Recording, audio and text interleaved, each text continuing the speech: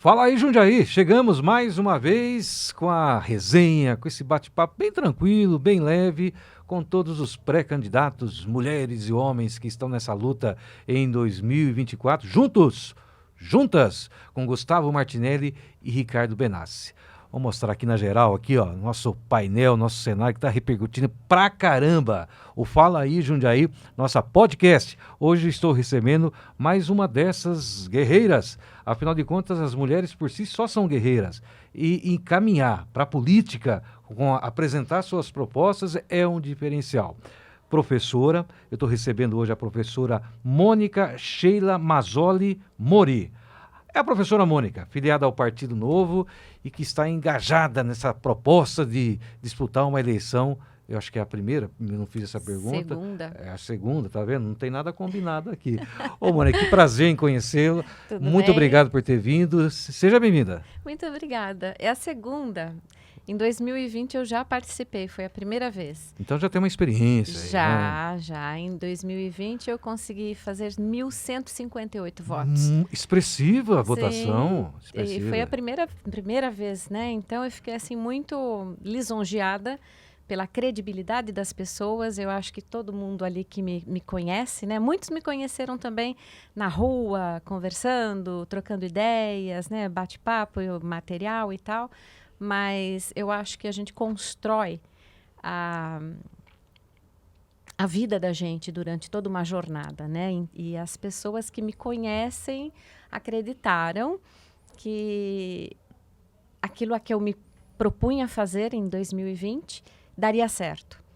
Não deu em 2020 porque eu não cheguei lá. Mas deu certo sim, até porque é uma Estou experiência... de novo aqui. Um dia não é igual ao outro, não é verdade? Não, exatamente. E acumular Exatamente. experiência, é o que eu sempre falo aqui na nossa resenha aqui, nessa minha carreira como jornalista, 37 anos de jornalismo, experiências fantásticas. Sim. E essas experiências de poder entrevistar, conhecê-los um pouquinho mais, as suas propostas, é realmente maravilhoso. A Mônica é do Novo, Partido Novo. Só para a gente montar a sua ficha técnica e a apresentação, Ok. professora, nasceu em Jundiaí, é casada com o Kojimori.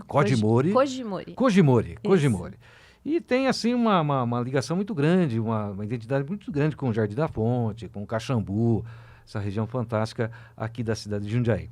Mas, Mônica, se você me autoriza e me permita, por que você optou por seguir com Gustavo Martinelli e Ricardo Benassi? Essa é a pergunta, é a primeira que eu faço para todos os pré-candidatos. Ok. Eu acho que a gente nem precisa discorrer muito. A credibilidade deles e a idoneidade, o que eles passam para a população, é muito sério, é muito grande. As pessoas estão muito desacreditadas nos políticos, né? E cada vez que eu vejo o Martinelli junto com o Benassi, em alguma apresentação, né, é fantástico, porque as pessoas ficam admiradas. Eles formam uma dupla muito bacana. Sinergia total. Muito completa. É impressionante, isso é muito bom. E, assim, não tem o que falar, né? A história de vida de cada um deles também traz tudo que a gente quer, tudo que a gente precisa e aquilo que a gente almeja aqui para Jundiaí. Que Jundiaí já é uma cidade boa, mas a gente sabe que dá para ficar melhor, né? É verdade, são jovens, mas são experientes, né, na vida, né? Exatamente.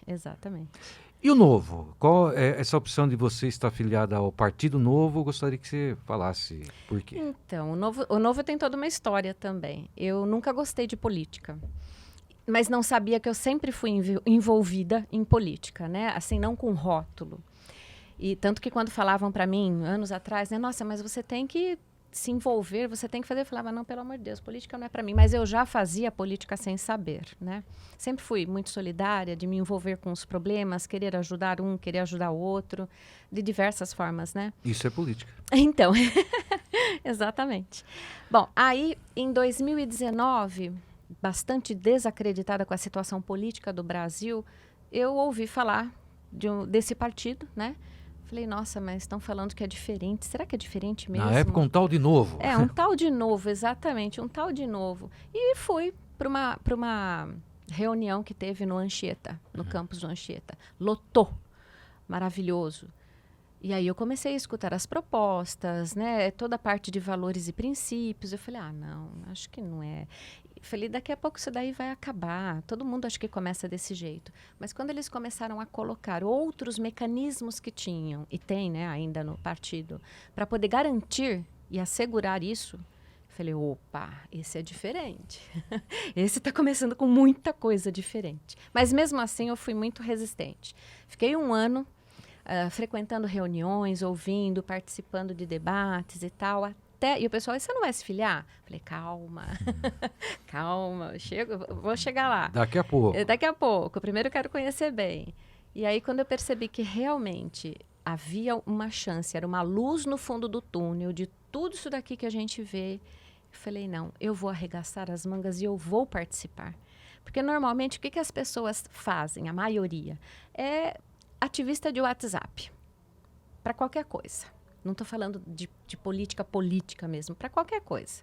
Agora, você disponibilizar do teu tempo, arregaçar as mangas e falar, não, eu vou fazer. Pode deixar que eu pego, pode deixar que eu faço. São poucos que fazem, né? É verdade. E foi isso que me motivou. Então, em 2020, quando eles abriram o processo seletivo, eu, sinceramente, não estava com vontade de participar, né? Eu ainda tinha uma certa resistência. Mas o próprio processo seletivo deles é muito bacana, porque eles vão preparando a pessoa. No novo, você não cai de paraquedas. Nossa. Sem pular etapas. Exatamente, exatamente. Então, durante todo o período aí de pré-campanha, você vai fazendo cursos, vai até ficar bem bacana, bem em ordem. Passados quase 4 anos, a Mônica está aí de novo. Exato. Mas, enfim, claro que a educação é a sua grande bandeira. Sim. Mas quais são as suas propostas, por favor? Então, eu acredito muito que está faltando muito um olhar de fiscalização geral. E para a educação também. Porque o que acontece? Eu trabalho já há 40 anos dentro da área, 25 só alfabetizando, que é a minha paixão. E nós estamos numa situação que, embora pareça que está confortável, você olha os dados e tal, nós não estamos, não. Nós não estamos. Você chega, assim, com facilidade em lugares e você encontra, assim, classes que metade das crianças não estão alfabetizadas.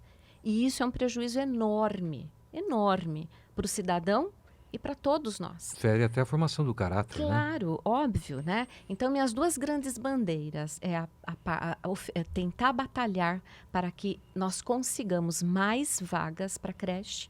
Porque a creche, todo mundo pensa que é só aquela parte assistencialista da criança ficar num lugar adequado para a mãe poder trabalhar. Mas é muito mais do que isso. O período do 0 aos 3 anos de idade, que é o período que corresponde à creche, é onde o cérebro humano mais cresce. É o maior crescimento que a gente tem. E o cérebro humano, do 0 aos 3 anos, é onde nós temos o maior crescimento. 80% do nosso cérebro cresce nessa etapa.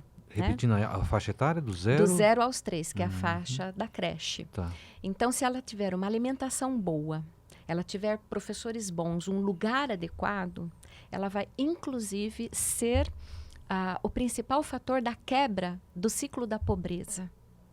Porque essa fase do 0 aos 3 anos vai definir a fase de estudos dessa criança para o resto da vida. Definiu a fase de estudos, vai definir também o trabalhador. E a criança vai poder ser aquilo que ela quer, aquilo que ela deseja, ela tem opção. Se a gente continuar dessa forma, eles ficam sem opção, porque vai chegar lá na outra ponta, quando eles estiverem indo para vestibular e tal, não vai conseguir. Nós estamos tendo, assim, no Brasil, é muito triste isso. Eles saem do colegial, apenas 9% sabem as 4 operações matemáticas. E apenas 25% conseguem interpretar um texto curto. E as políticas públicas, infelizmente, isso é uma coisa do novo, tá? Por isso que eu me apaixonei pelo novo. Educação básica, a gente tem que investir nisso. Tem que começar lá atrás. É o alicerce para tudo. Então, se tivermos uma creche bem feita, uma educação infantil que dá continuidade a esse trabalho, a alfabetização vai ser plena, tanto para a criança típica quanto as atípicas. Vai caminhar naturalmente. Vai caminhar, exatamente. E aí, nós teremos um cenário bem diferente do que a gente tem hoje, que existe uma demanda enorme de pessoas para trabalhar com qualificação mínima. Ruim para eles e para toda a sociedade. Olha como o bate-papo flui, até pela formação, é uma professora, então as frases são muito bem colocadas, facilita até para o entrevistador. Mas enfim, Mônica, o tempo tem um padrão aqui e a gente tem que seguir para a reta final da nossa entrevista. Mas antes, eu gostaria que você falasse, hoje é um percentual, é um número na estrutura eleitoral do Brasil, 30% tem que ser formado pelas mulheres candidatas. Mas enfim, a mulher na política, fale. Ai, agora você puxou a sardinha para o meu lado. Não, é o seguinte, eu acho que a mulher, ela tem naturalmente já aquela capacidade de andar de bicicleta, equilibrando um pratinho aqui, assobiando e batendo bola do lado de cá. Fritando peixe de olho no gato. Isso mesmo. Então, o que acontece? O olhar feminino para determinadas coisas também é diferente. A mulher é aquela lá que ela quer para agora, ela quer para já. Né? Você é casado? Sou 31 anos com a Adriana. Então, exatamente. Então, assim, eu acho que nós precisamos começar a trazer esse tipo de olhar diferente para a política. As mulheres que eu conheço envolvidas com política e estão muito bem, têm todas esse tipo de pegada, porque a gente já é obrigada, entre aspas, a dar conta de tanta coisa dentro de casa, trabalhando fora. Você é mãe, você cuida da casa, você vai no supermercado, você faz a comida, você cuida da criança, você cuida dos pets, você faz... E ainda vai ajudar aqui, vai ser voluntária para lá, vai não sei... Então, eu acho que a gente precisa trazer isso daí para dentro da política. Mudar um pouco. A mulher por si só é eclética, né? Pois é. É isso mesmo, Pois né? é. Ok, Mônica, sensacional. Reta final da nossa resenha, nossa entrevista. Antes eu até de liberar essa câmera para você, nas redes sociais, para seguir a Mônica, você está em qual rede? Eu estou no Instagram, Prof. Mônica Mori, tudo junto. E no Facebook, Professora Mônica. Muito bom. Mônica, é o seguinte, a Mônica, a professora Mônica do Novo. Nesta câmera agora, por favor, você vai dar o seu recado em alguns segundos. É difícil, não é fácil. Mas em alguns segundos para quem te acompanha, para quem te conhece, para quem não te acompanha e para quem não te conhece. Fica à vontade. É simples. Entrem nas redes sociais e me conheçam. Nós precisamos de renovação na política. Não adianta a gente querer... Eu faço uma frase assim que fica até engraçada. A gente planta abacaxi e quer colher abacate. Não adianta, gente. Plantou abacaxi, você vai ter abacaxi. Então, pensem bem antes de votar. Pensem bem antes de escolher. Tem tanta gente boa. Pesquisem. Está na hora da gente mudar o nosso país. E a gente muda o país começando pelo município. Responsabilidade, é só isso. Tem uma frase de um velho radialista assim, faça a sua parte. Se você fizer a sua parte, com certeza no mundo existirá um canalha a menos. Muito bom. Mônica, foi muito bom te conhecer. Muito obrigada. Pela sua competência, pela sua história como professora, garra, raça. Eu quero te agradecer e vai firme, tá bom? Muito obrigada, Riva. Muito obrigada pela oportunidade, viu? Legal. Professora Mônica, no Fala Aí Jundiaí Podcast, segue as entrevistas, vem mais por aí. Vamos, segue o jogo.